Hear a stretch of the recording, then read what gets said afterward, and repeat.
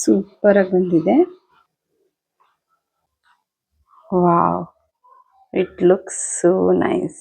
ಇದು instant energy ಕೊಡುತ್ತೆ because ಇದರಲ್ಲಿ ನ್ಯಾಚುರಲ್ ಆಗಿ ಸುಕ್ರೋಸ್ ಇದೆ ಅಲ್ಲ. Hi hello guys, welcome back to Mamata HY vlogs Kannada YouTube channel. ನಾನು ನಿಮ್ಮ ಪ್ರೀತಿಯ ಮಮತಾ. ಇದು ಅಮೆಝಾನಿಂದ ಆರ್ಡರ್ ಮಾಡಿದ್ನಲ್ಲ, ಸೋಪ್ ಬೇಸ್ ಸಿಲಿಕಾನ್. ಈಗ ಇದನ್ನ ಆರ್ಡರ್ ಓಪನ್ ಮಾಡ್ತೀನಿ, ಹೇಗೆ ಬಂದಿದೆ ನೋಡ್ತೀನಿ. ನಾನು ತುಂಬ ದಿನಗಳಿಂದ ಅನ್ಕೊತಾ ಇದ್ದೆ ನನ್ನ ಸೋಪ್ನ ನಾನೇ ಪ್ರಿಪೇರ್ ಮಾಡ್ಕೋಬೇಕು ಅಂತ. ಫೈನಲಿ ಆರ್ಡ್ರ್ ಮಾಡಿರೋ ಸಿಲಿಕಾನ್ ಬೇಸ್ ಬಂದಿದೆ.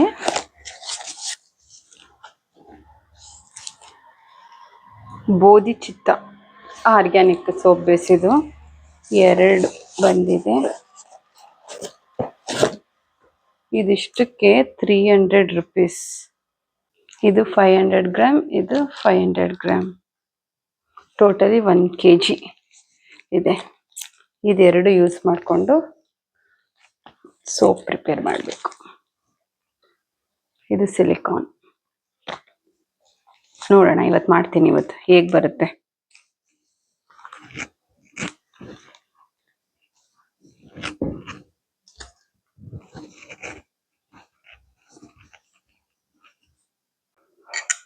ಇವತ್ತು ಫ್ರೈಡೇ ಮಾರ್ನಿಂಗು ನಾನು ಫಸ್ಟ್ ABC ಜ್ಯೂಸು. ಇವತ್ತು AB ಇದೆ, C ಇಲ್ಲ.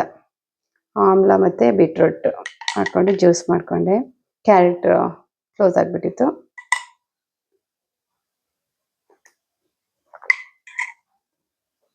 ಚೆನ್ನಾಗಿದೆ ಟೇಸ್ಟು. ಇದು ಚಿಕ್ಕವರಿಂದ ಕುಡ್ದು ಅಭ್ಯಾಸ ಇಲ್ವಲ್ಲ, ಇದು ಮಾಡ್ಕೊಳ್ಳೋಕ್ಕೂ ಬೇಜಾರು ಅನ್ನಿಸ್ತಾ ಇರುತ್ತೆ, ಕುಡಿಯೋಕ್ಕೂ ಬೇಜಾರು ಅನ್ನಿಸ್ತಾ ಇರುತ್ತೆ.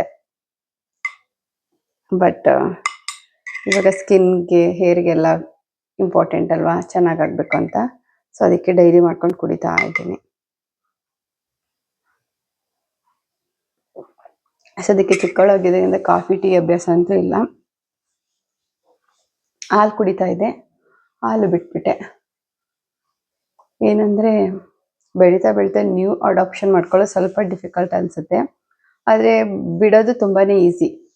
ಈಗ ನಾನ್ ವೆಜಿಟೇರಿಯನಿಂದ ವೆಜಿಟೇರಿಯನ್ಗೆ, ಮತ್ತು ಹಾಲೆಲ್ಲ ಬಿಟ್ಬಿಡೋದು ಅದೆಲ್ಲ ಈಸಿ ಅನಿಸುತ್ತೆ. ಈ ಥರ ನ್ಯೂ ಅಡಾಪ್ಷನ್ ಈ ಥರದ್ದೆಲ್ಲ ಕುಡಿಯೋದು ಸ್ವಲ್ಪ ಡಿಫಿಕಲ್ಟ್ ಅನಿಸುತ್ತೆ. ಬಟ್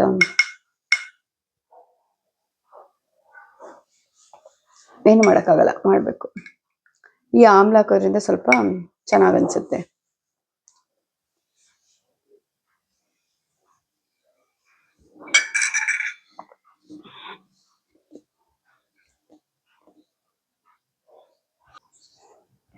ನಾನು ಇವತ್ತು ಬ್ರೇಕ್ಫಾಸ್ಟ್ಗೆ ದೋಸೆ ಮತ್ತು ಮಶ್ರೂಮ್ ಚಾಪ್ಸ್ ಮಾಡಿದ್ದೀನಿ. ಇವತ್ತೇ ಫಸ್ಟು ನಾನು ದೋಸೆ ಕಾಂಬಿನೇಷನ್ ತಿಂತಾ ಇರೋದು.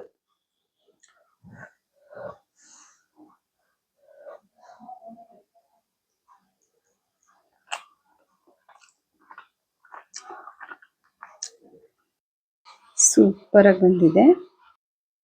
ನಾನು ಮಶ್ರೂಮ್ನ ಯೂಸ್ ಮಾಡಿಕೊಂಡು ಮಶ್ರೂಮ್ ಬಿರಿಯಾನಿ ಮಾಡ್ತೀನಿ, ಮಶ್ರೂಮ್ ಚಾಪ್ಸ್ ಮಾಡ್ತೀನಿ, ಮತ್ತು ಮಶ್ರೂಮ್ ಪೆಪ್ಪರ್ ಡ್ರೈ ಮಾಡ್ತೀನಿ. ಎಲ್ಲ ಚೆನ್ನಾಗಿರುತ್ತೆ. ಬಟ್ ಮಶ್ರೂಮ್ ಚಾಪ್ಸ್ ಮಾಡಿದ್ರೆ ಅಟ್ಲೀಸ್ಟ್ ಊಟಕ್ಕಾಗುತ್ತೆ ಅಂತ ಹೇಳ್ಬಿಟ್ಟು ನಾನು ಅದನ್ನು ಯಾವಾಗಲೂ ಪ್ರಿಫರ್ ಮಾಡ್ತೀನಿ. ಇನ್ನು ಮಶ್ರೂಮ್ ಪೆಪ್ಪರ್ ಡ್ರೈ ಅದು ಸೈಡ್ಸ್ಗಷ್ಟೇ, ಒಂದೇ ಟೈಮಿಗೆ ಖಾಲಿ ಆಗಿಬಿಡುತ್ತೆ. ಆಮೇಲೆ ನಮ್ಮ ಬೇಬಿ ಮತ್ತೆ ಮತ್ತೆ ಕೇಳಿದ್ರೆ ಆಗೋದಿಲ್ಲ. ಅದಕ್ಕೆ ಅಂತ ಹೇಳ್ಬಿಟ್ಟು ನಾನು ಅದನ್ನು ಸ್ವಲ್ಪ ಅವಾಯ್ಡ್ ಮಾಡ್ತೀನಿ. ಬಟ್ ರೇರ್ಲಿ ಒನ್ಸ್ ನಾನು ಮಾಡ್ತೀನಿ ಅದನ್ನು. ತುಂಬ ಚೆನ್ನಾಗಿರುತ್ತೆ ಅದನ್ನು ಕೂಡ. ನಾವು ಊರಲ್ಲೆಲ್ಲ ಇರಬೇಕಾದ್ರೆ ನಾವು ಮಶ್ರೂಮ್ನ ಅಷ್ಟೊಂದೇನು ಮಾಡ್ತಾ ಇರಲಿಲ್ಲ. ಆ್ಯಕ್ಚುಲಿ ಆವಾಗ ನಮ್ಮ ಊರುಗಳಲ್ಲೇ ಸಿಗ್ತಾ ಇತ್ತು, ಗದ್ದೆಗಳಲ್ಲೆಲ್ಲ. ಅವಾಗ ಯಾರು ತೊಗೊಂಬಂದು ಕೊಟ್ಟರೆ ಮಾಡ್ತಾ ಇದ್ರು ನಮ್ಮಮ್ಮ. ನಮ್ಮಮ್ಮನೂ ಕೂಡ ಚಾಪ್ಸ್ ಥರನೇ ಮಾಡ್ತಾಯಿದ್ರು, ಆದರೆ ಅದೇ ಬೇರೆ ಥರ ಮಶ್ರೂಮು. ಅದು ಗದ್ದೆಗಳಲ್ಲೆಲ್ಲ ಸಿಗುತ್ತೆ, ಚೆನ್ನಾಗಿರ್ತಾ ಇತ್ತು. ಬಟ್ ಅಷ್ಟೊಂದೇನು ನಂಗೆ ಅಭ್ಯಾಸ ಇರಲಿಲ್ಲ. 1 ಟೈಮೋ 2 ಟೈಮೋ ಟೇಸ್ಟ್ ಮಾಡಿದ್ದೀನಿ. ಬಟ್ ಅವಾಗ ನಂಗೆ ಒಂದು ಸ್ವಲ್ಪ ಇರಿಟೇಟ್ ಆಗ್ತಿತ್ತು ಅದನ್ನೆಲ್ಲ ತಿನ್ನೋದಕ್ಕೆ. ನಾವು ಇವಾಗ ಅದು ರೀಸೆಂಟಾಗಿ ಅಂದರೆ ಮೋಸ್ಟ್ಲಿ ಒಂದು 2-3 ಇಯರ್ಸಿಂದ ಅನಿಸುತ್ತೆ, ಒಂದ್ಸರಿ ಮಾಡಿ ನೋಡಿದಾಗ ಇಷ್ಟ ಆಯಿತು, ಆಮೇಲಿಂದ ಅಭ್ಯಾಸ ಆಯಿತು. ಫಸ್ಟ್ ಆ್ಯಕ್ಚುಲಿ ನಮ್ಮ ಊರಲ್ಲಿ ನಮ್ಮ ದೊಡ್ಡಮ್ಮ ಅಲ್ಲ, ಆಂಟಿ ಇದ್ದಾರೆ ಆ ಕಡೆ. ನಮ್ಮ ಅಕ್ಕ ಒಬ್ಳು ಇದ್ದಾಳೆ ಅಂತ ಹೇಳ್ತಿದ್ನಲ್ಲ ಅಲ್ಲಿ, ನಾಗಮ್ಮ ಆಂಟಿ ಅಂತ. ಅವರು ನಮ್ಮ ಅಕ್ಕನ ಮಗು ಹರ್ಷನ್ ಬರ್ಡೇಗೆ ಒಂದ್ಸರಿ ಮಶ್ರೂಮ್ ಬಿರಿಯಾನಿ ಮಾಡಿದ್ರಂತೆ, ತುಂಬಾ ಚೆನ್ನಾಗಿತ್ತು ಅಂತ ನಮ್ಮಮ್ಮ ಹೇಳ್ತಾ ಇದ್ರು. ಅದಾಗಿದ್ಮೇಲೆ ನನ್ನ ತಮ್ಮ ಒಂದ್ಸರಿ ಮಶ್ರೂಮ್ ಮನೆಗೆ ತಗೊಂಡ್ ಬಂದ. ಆಮೇಲೆ ನಾವು ಮಾಡಿದ್ವಿ, ಚೆನ್ನಾಗ್ ಅನ್ನಿಸ್ತು.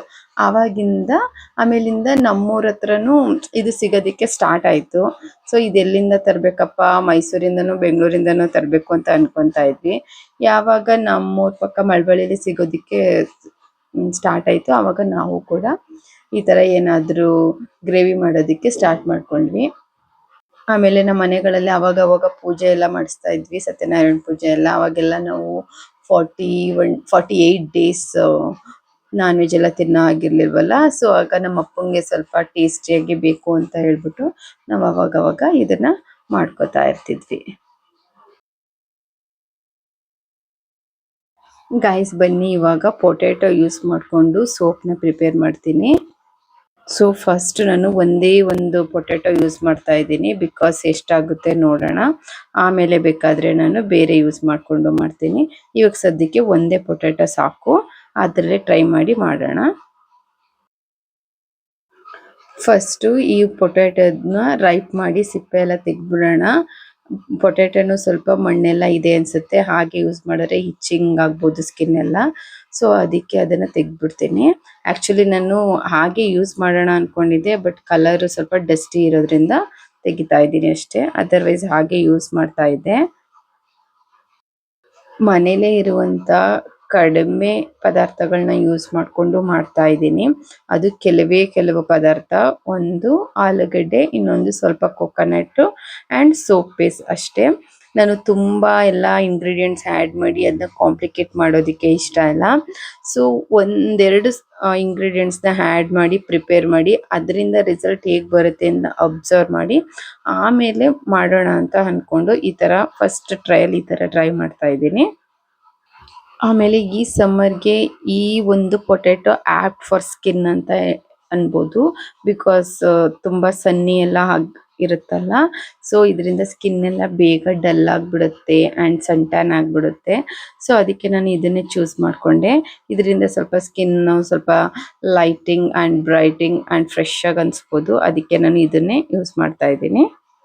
ಈ ಪೊಟ್ಯಾಟೋನಲ್ಲಿ ಅದರದ್ದೇ ಆದ ಸ್ಪೆಷಲ್ ಪ್ರಾಪರ್ಟೀಸ್ ಇರೋದ್ರಿಂದ ಇದನ್ನ ನಾವು ಯೂಸ್ ಮಾಡೋದ್ರಿಂದ ಇದು ನಮ್ಮ ಸ್ಕಿನ್ಗೆ ಒಳ್ಳೆ ಬೆನಿಫಿಟ್ಸ್ ಕೊಡುತ್ತೆ.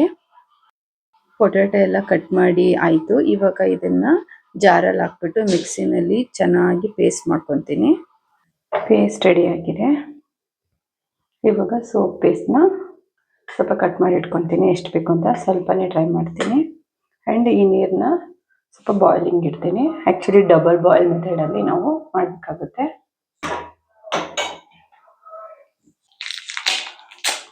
ಇದು 500 ಗ್ರಾಮ್ ಇದೆ, ಅದಕ್ಕೆ 100 ಗ್ರಾಮ್ ತಗೊಂಡು ಟ್ರೈ ಮಾಡ್ತೀನಿ ಇವತ್ತು.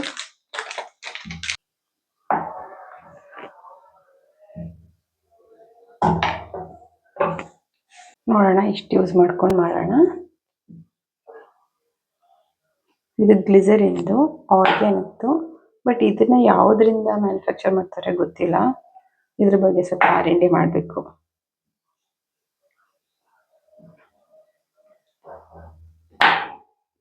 ಸಣ್ಣ ಹೆಚ್ಕೊಂಡ್ಬಿಡ್ತೀನಿ, ಆಗ ಬೇಗ ಡೈಲ್ಯೂಟ್ ಆಗೋದಕ್ಕೆ ಈಸಿ ಆಗುತ್ತೆ.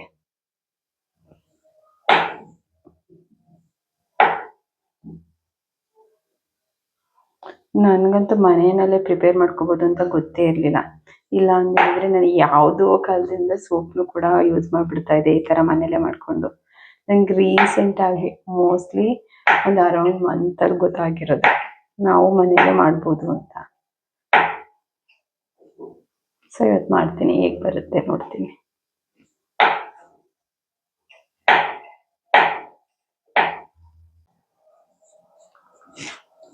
ನೀರು ಕುದೀತಾ ಇದೆ, ಈ ಬಟ್ಲು ಇಟ್ಕೊತೀನಿ. ಈ ಬಟ್ಲು ಇಷ್ಟು ಸಾಕು ಅನಿಸುತ್ತೆ. ಇಟ್ಕೊಂಡು ಈ ಬೇಸ್ನ ಆ್ಯಡ್ ಮಾಡ್ಕೊತೀನಿ.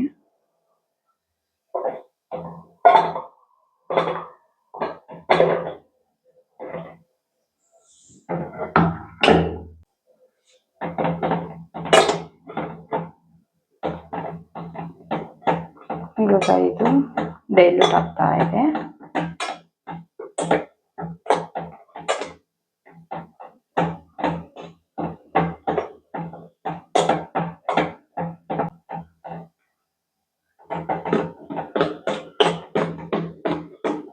ತಿರುಗಿಸ್ಕೊಳ್ಳೋಣ.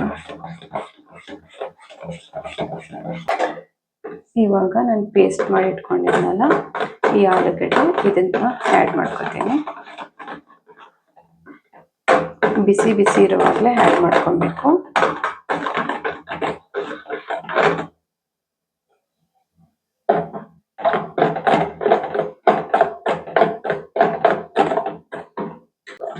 ಇದಕ್ಕೆ ಒಂದು ಸ್ವಲ್ಪ ಕೋಕೋನಟ್ ಆಯಿಲ್ ಹಾಕೊತೀನಿ. ಬಿಕಾಸ್ ಕೋಕೋನಟ್ ಸ್ಕಿನ್ಗೆ ತುಂಬ ಒಳ್ಳೆಯದು. ಸೊ ಅದನ್ನು ಸ್ಕಿನ್ನ ಸ್ವಲ್ಪ ನರಿಶ್ ಮಾಡುತ್ತೆ ಆ್ಯಂಡ್ ಗುಡ್ ಮಾಯ್ಶ್ಚರ್ ಕೊಡುತ್ತೆ ಅಂತ ಹೇಳ್ಬಿಟ್ಟು ಯೂಸ್ ಮಾಡ್ತಿದ್ದೀನಿ. ಎನಿವೆ ಗ್ಲಿಸರಿನು ಕೂಡ ಮಾಯ್ಶ್ಚರ್ ಮಾಡುತ್ತೆ ಆ್ಯಂಡ್ ನರಿಶ್ ಮಾಡುತ್ತೆ. ಬಿಸಿ ಬಿಸಿ ಇರುವಾಗಲೇ ಇದಕ್ಕೆ ಹಾಕೊಂಡ್ಬಿಡ್ಬೇಕು.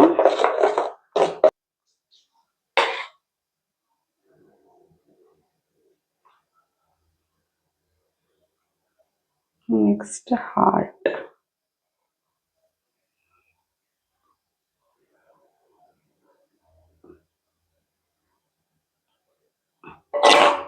ಇಷ್ಟೇ ಆಗಿತ್ತು.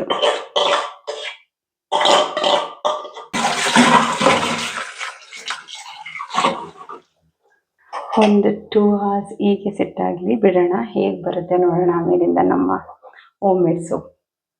ಐ ಹೋಪ್ ಚೆನ್ನಾಗಿ ಬರುತ್ತೆ ಅಂತ. ಬಿಕಾಸ್ ಇದರಲ್ಲಿ ಆಲೂಗಡ್ಡೆ ಇದೆ, ಜಸ್ಟ್ ಒಂದು coconut oil, soap base, very simple. ಇವಾಗಿನ ಸಮ್ಮರ್ಗೆ ಈ ಟ್ಯಾನ್ಗೆ ಯೂಸ್ ಆಗುತ್ತೆ ಅನಿಸುತ್ತೆ. ಆ್ಯಂಡ್ ನಮ್ಮ ಬೇಬಿನೂ ಕೂಡ ಅವಳಿಗೆ ಇಂಪಾರ್ಟೆಂಟ್ಲಿ ಅವಳಿಗೆ ಬೇಕೇ ಬೇಕು. ಅವಳು ಯಾವಾಗಲೂ ಬಿಸಿಲಲ್ಲೆಲ್ಲ ಓಡಾಡ್ತಿರ್ತಾಳೆ. ಸದ್ಯಕ್ಕೆ ಓಡಾಡ್ತಿಲ್ಲ, ಬಟ್ ಗೊತ್ತಿಲ್ಲ ಇವಾಗ ನೆಕ್ಸ್ಟು. ಸೊ ಅವ್ಳಿಗೂ ಯೂಸ್ ಆಗುತ್ತೆ. ನಾನು ಮನೆ ಒಳಗಿದ್ರೂ ಹಾಗೆ ಆಗುತ್ತೆ ಟ್ಯಾನ್. ಆಚೆ ಹೋದರೆ ಮಾತ್ರ ಆಗುತ್ತೆ ಅಂತಲ್ಲ, ಮನೆ ಒಳಗಿದ್ರೂ ಆಗುತ್ತೆ. ಸೊ ಈ ಸೋಪು ಯೂಸ್ ಮಾಡಿ ನೋಡೋಣ ಯಾವ ಥರ ಇರುತ್ತೆ ಅಂತ. ಆ್ಯಕ್ಚುಲಿ ಇದಕ್ಕೆ ಎಸೆನ್ಷಿಯಲ್ ಆಯಿಲೆಲ್ಲ ಹಾಕಿದರೆ ಒಂದು ಸ್ವಲ್ಪ ಘಮ ಘಮ ಅನ್ನೋ ಫ್ಲೇವರ್ ಎಲ್ಲ ಬರ್ತಾಯಿತ್ತು, ಸ್ಮೆಲ್ಲೆಲ್ಲ. ಸೊ ಅದಿಲ್ಲ, ನಾನು ಕೋಕೋನಟ್ ಆಯಿಲ್ ಯೂಸ್ ಮಾಡಿದ್ದೀನಿ. ಅದು ಕೂಡ ಗುಡ್ ಫಾರ್ ಸ್ಕಿನ್ ಅಲ್ಲ, ಸೊ ಅದಕ್ಕೆ ಸ್ವಲ್ಪ ಆ್ಯಡ್ ಮಾಡಿದ್ದೀನಿ ಅಷ್ಟೇ. ನೋಡೋಣ ಹೇಗೆ ಬರುತ್ತೆ ಅಂತ. After 2 hours I'll show you how it will come. ಬನ್ನಿ ಅಷ್ಟರಲ್ಲಿ ಒಂದು ಲಿಟಲ್ ಚಿಟ್ ಚಾಟ್ ಮಾಡೋಣ. ಆ್ಯಕ್ಚುಲಿ ದಿಸ್ ವೀಕ್ ನಮ್ಮ ಬೇಬಿದು ಪರ್ಫಾರ್ಮೆನ್ಸ್ ಇತ್ತು. ವೆನ್ಸ್ಡೇ ನಮ್ಮ ಬೇಬಿದು ಪರ್ಫಾರ್ಮೆನ್ಸ್ ಇತ್ತು. ಆ್ಯಕ್ಚುಲಿ ಅವಳು ಪ್ರಿ-KG ಅಲ್ಲ, ಸೊ ತುಂಬ ದಿನದಿಂದ ಡೇಟ್ ಫಿಕ್ಸ್ ಆಗ್ತಾ ಇತ್ತು. ಹಾಗೆ ಪೋಸ್ಟ್ಪೋನ್ ಆಗಿ ಫೈನಲಿ March 11th ಅಂತ ಡೇಟ್ ಫಿಕ್ಸ್ ಆಯಿತು. ಇಲ್ಲಿ ಮಲ್ಲೇಶ್ವರಂ ಹತ್ರ ಚೌಡಯ್ಯ ಮೆಮೊರಿ ಹಾಲ್ ಅಂತ ಇದೆಯಲ್ಲ, ಅಲ್ಲಿ ಕಂಡಕ್ಟ್ ಮಾಡಿದ್ರು. ಅಲ್ಲೆಲ್ಲ ಬ್ರಾಂಚ್ ಇದೆ, ಎಲ್ಲ ಬ್ರಾಂಚಸ್ಸು ಅಲ್ಲಿ ಬಂದಿದ್ರು. Chandra Layout branch, RR Nagar branch, ಮತ್ತು ರಾಜಾಜಿನಗರ್, ಯಲಹಂಕ ಬ್ರಾಂಚು, ತುಂಬ ಒಂದು 4-5 ಬ್ರಾಂಚ್ ಬಂದಿತ್ತು.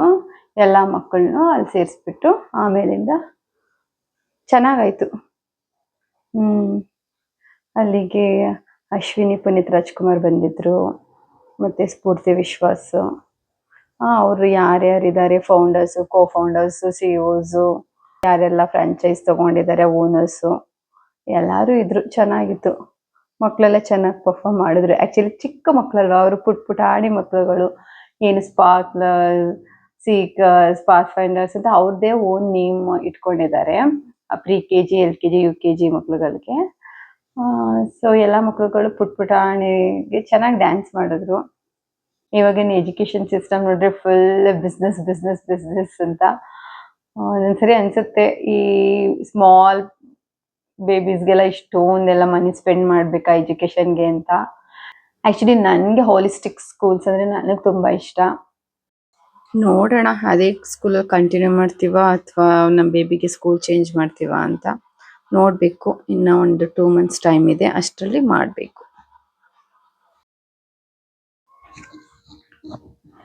Finally I have prepared my own soap.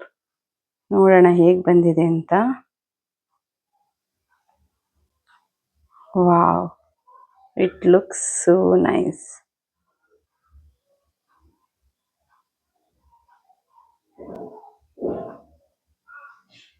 ಚೆನ್ನಾಗಿ ಬಂದಿದೆ.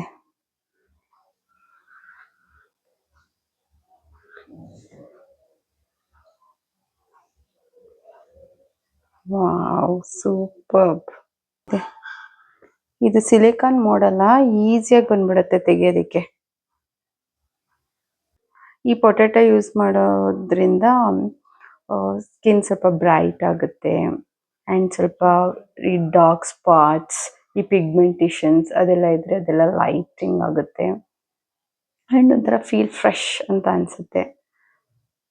ಅದಕ್ಕೆ ಅಂತ ಹೇಳ್ಬಿಟ್ಟು ನಾನು ಇದನ್ನು ಚೂಸ್ ಮಾಡಿಕೊಂಡೆ. Then along with this glycerin, ತುಂಬ ಸಾಫ್ಟಿ ಅನ್ನಿಸ್ತಾ ಇದೆ. ಯೂಸ್ ಮಾಡಿ ನೋಡಬೇಕು ಯಾವ ಥರ ರಿಸಲ್ಟ್ಸ್ ಬರುತ್ತೆ ಅಂತ. ಸೇಮ್ ಸೋಪ್ ಥರನೇ ಇದೆ, ಈಸಿನೂ ಪ್ರಿಪೇರ್ ಮಾಡೋದು.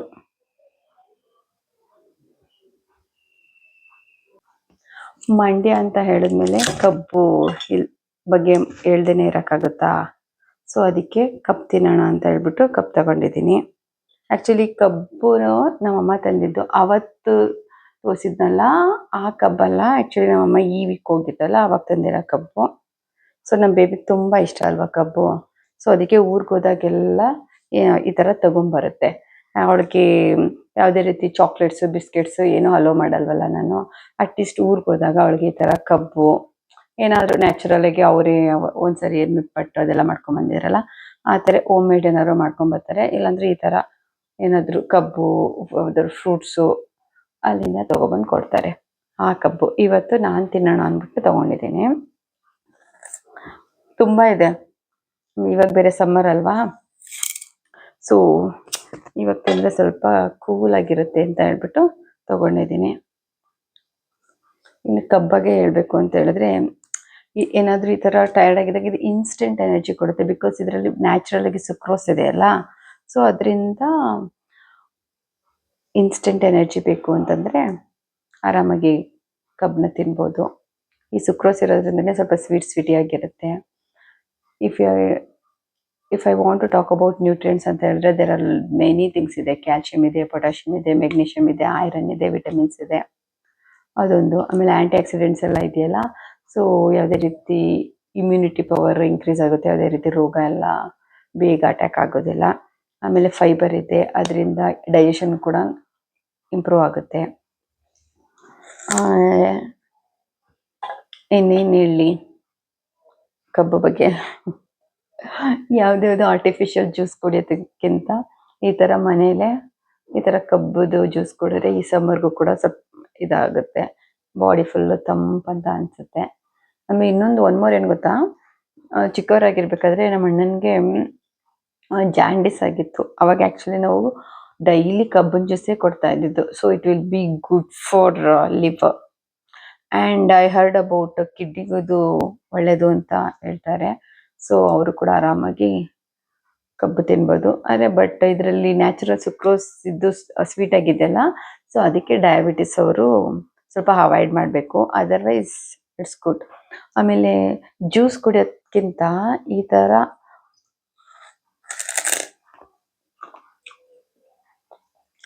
ಅಗ್ದು ತಿನ್ನೋದ್ರಿಂದ ಈ ಟೀತ್ ಕೂಡ ಸ್ಟ್ರಾಂಗ್ ಆಗುತ್ತೆ. ಆಮೇಲೆ ಇಲ್ಲಿ ಎನಾಮಲ್ ಪಾರ್ಟ್ ಇದೆಯಲ್ಲ, ಅದು ಕೂಡ ಇಂಪ್ರೂವ್ ಆಗುತ್ತೆ.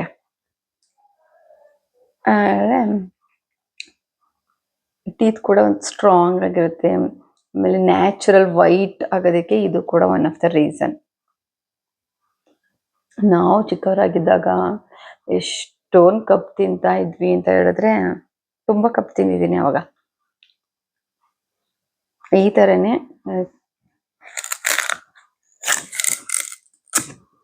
ನಮಗೇನು ಯಾರು ಕಟ್ ಮಾಡಿಕೊಡ್ತಾ ಇರಲಿಲ್ಲ.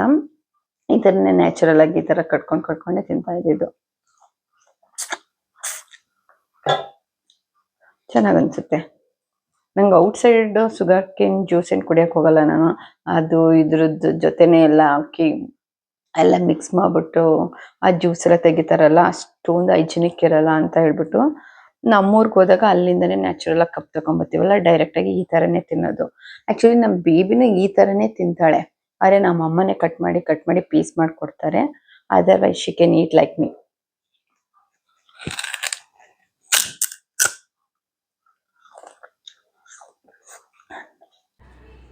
ಗಾಯ್ಸ್ ನಾನಿವತ್ತು ಸ್ವಲ್ಪ ಐಸ್ ಕ್ಯೂಬ್ಸ್ ತಗೊಂಡು ಕೋಲ್ಡ್ ವಾಟರಲ್ಲಿ ಹಾಕ್ಬಿಟ್ಟು ನನ್ನ ಫೇಸ್ನ ಡಿಪ್ ಮಾಡ್ತಾ ಇದ್ದೀನಿ. ಈ ಥರ ಮಾಡೋದ್ರಿಂದ ಪಫಿ ಐಸ್ ಇದೆಯಲ್ಲ ಅದು ಸ್ವಲ್ಪ ರಿಡ್ಯೂಸ್ ಆಗುತ್ತೆ ಆ್ಯಂಡ್ ಸ್ಕಿನ್ ಕೂಡ ಟೈಟ್ ಆಗುತ್ತೆ ಆ್ಯಂಡ್ ಬ್ಲಡ್ ಸರ್ಕ್ಯುಲೇಷನ್ ಕೂಡ ಇಂಪ್ರೂವ್ ಆಗುತ್ತೆ. ಇವಾಗ ಸಮ್ಮರ್ ಬೇರೆ ಅಲ್ಲ, ಸ್ವಲ್ಪ ಅನ್ಈಸಿ ಅಂತ ಅನ್ನಿಸ್ತಾ ಇತ್ತು. ಸೊ ಈ ಥರ ಮಾಡಿಕೊಂಡ್ರೆ ಸ್ವಲ್ಪ ಫ್ರೆಶ್ ಆಗಿರುತ್ತೆ ಅಂತ ಹೇಳ್ಬಿಟ್ಟು ಈ ಥರ ಮಾಡ್ತಾ ಇದ್ದೀನಿ. ಎಷ್ಟು ಚೆನ್ನಾಗಿ ಅನ್ನಿಸ್ತಾ ಇದೆ ಗೊತ್ತಾ, ತುಂಬ ಕೋಲ್ಡಾಗಿ ಮುಖ ಕೂಡ ಫ್ರೆಶ್ ಆಗಿ ಫೀಲ್ ಆಗ್ತಾ ಇದೆ. ಒಂಥರ ಲಿಟಲ್ ಇನ್ಫ್ಲಮೇಟರಿ ಎಲ್ಲ ರಿಡ್ಯೂಸ್ ಆಯಿತು ಅಂತ ಅನ್ನಿಸ್ತಾ ಇದೆ. ಒಂದು 5 to 10 ಮಿನಿಟ್ಸ್ ತಗೊಳ್ಳೋದ್ರಲ್ಲಿ ಏನು ಪ್ರಾಬ್ಲಮ್ ಇಲ್ಲ ಅಂತ ಅನಿಸುತ್ತೆ. ಸೊ ನಾನು ಇದನ್ನು ರೆಗ್ಯುಲರಾಗಿ ಮಾಡೋಣ ಅನ್ಕೊತಾ ಇದ್ದೀನಿ because of my puffy eyes. Guys ನೀವು ಯಾರಾದರೂ ಈ ಥರ ಮಾಡಿ ನಿಮ್ಮದು ಏನಾದರೂ ರಿಸಲ್ಟ್ ಅಬ್ಸರ್ವೇಷನ್ ಮಾಡಿದರೆ ಅದನ್ನು ಕಮೆಂಟಲ್ಲಿ ಮಾಡಿ ನನಗೆ ಹೇಳಿ. ಗೈಸ್ ಹೇಗಿತ್ತು ಇವತ್ತಿನ ವಿಡಿಯೋ? ತುಂಬ ಇನ್ಫಾರ್ಮೇಟಿವ್ ಆಗಿತ್ತು ಅಂತ ನಾನು ಅನ್ಕೊತಾ ಇದ್ದೀನಿ. ಇಂಟ್ರೆಸ್ಟಿಂಗ್ ಆಗಿದೆ. ದಯವಿಟ್ಟು ಒಂದು ಕಮೆಂಟ್ ಮಾಡಿ, ಲೈಕ್ ಮಾಡಿ ಆ್ಯಂಡ್ ಯಾರೆಲ್ಲ ಸಬ್ಸ್ಕ್ರೈಬ್ ಮಾಡದೆ ನನ್ನ ವಿಡಿಯೋ ನೋಡ್ತಾ ಇದ್ದೀರಾ ಅವರು ಸಬ್ಸ್ಕ್ರೈಬ್ ಮಾಡಿಕೊಂಡು ವಿಡಿಯೋನ ಕಂಪ್ಲೀಟಾಗಿ ನೋಡಿ. Thank you so much for watching. I'll meet you guys in my next video. Until then, take care. Bye bye.